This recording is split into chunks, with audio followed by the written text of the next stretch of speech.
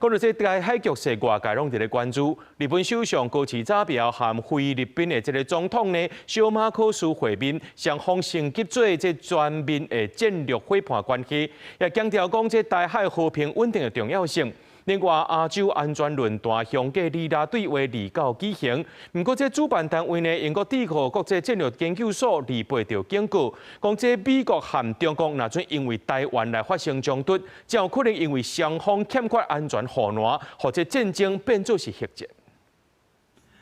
加拿大國防部證實，海軍的巡防艦沙洛丁號第2日執行通過台海的任務，23完成航程。不過時機點是真敏感，拄好佇中國外長王毅二被訪問加國進程，加上進程中國駐加拿大的大使公開警告講，賣派軍艦經過台海引發關注。台海是公海，然後自由航行，很多國家是以行動來表示他們的立場，我們會感謝嘛。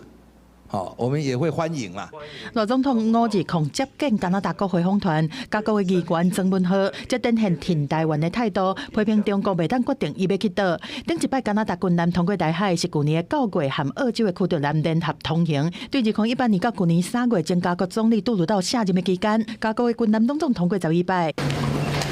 日本首相高市早苗和菲律賓總統小馬可斯2日在東京舉行高峰會，而且發表聯合聲明，宣布日本菲律賓升級全面戰略夥伴關係，強化安保和兩岸合作，各重申台海和平穩定的重要性，強化印太抗中的布局。本日の會議におきまして、まず安全保障分野では秘密軍事情報保護協定の正式交渉開始で一致しました。亞洲安全論壇相繼里拉對話29日新加坡登場，按正重點的放在美伊戰爭和台海局勢。主辦單位國際戰略研究所2日是發表報告，警告講美中若是因為台灣爆發衝突，雙方會大規模打擊對方的機關通政系統，加上欠安全護欄，恐怕會造成局勢升級做核戰。這樣的螺旋升級的可能性，當然在